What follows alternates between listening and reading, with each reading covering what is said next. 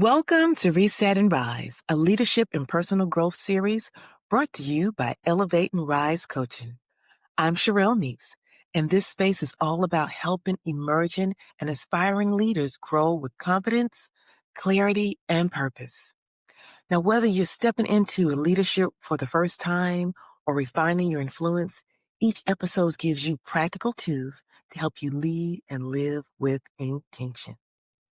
Now, have you ever caught yourself saying, "It's faster for me to do it myself"? You're not alone if you do. That's one of the biggest traps leaders fall into.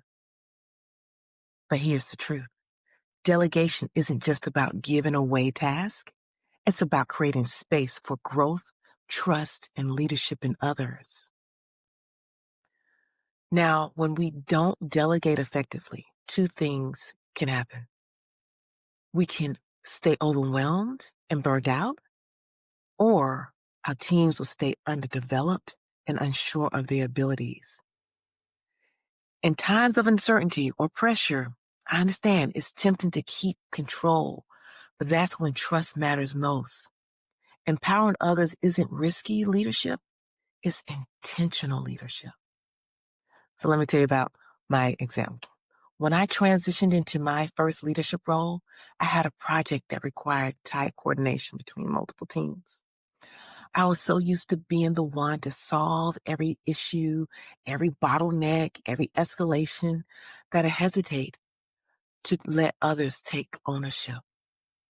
And when I finally delegated, I realized I was still hovering, checking every detail, correcting minor points, jumping in when I didn't need to.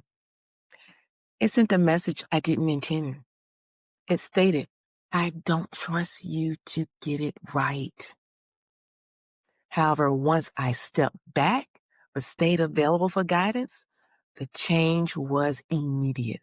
My team began taking initiatives, problem solving on their own, and even suggesting better ways of doing things. The end result was faster decisions, less stress, and a more confident team. That's what we want, right? That's when I learned delegation without empowerment is just distribution. True delegation gives people permission to lead. Now I refer to my 3C delegation model. 1, clarity. Define the outcome, not just the task.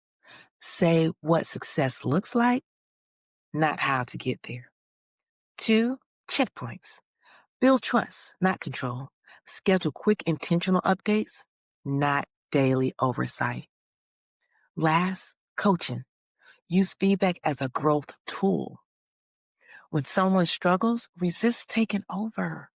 Guide them to the answer, right? So this is what you can do this week. Think about your week and what's one responsibility you could delegate to grow someone else. What's holding you back? Is it trust, perfectionism, or fear of loss of control? You got to remember, leadership isn't about doing more. It's about developing more leaders. Now, if this episode made you pause and think about your own leadership habits, that's a good sign, because great leaders don't just get things done, they get people ready. So I ask, please subscribe to Reset and Rise for weekly episodes that can help you lead with confidence, clarity, and heart. Now, if you want to talk more about delegation and team empowerment, send me an email at enr.coaching@gmail.com. I'd love to hear from you. I want to hear your story and share a few strategies that work in real life. Until next time, keep leading with purpose, and as always, keep rising.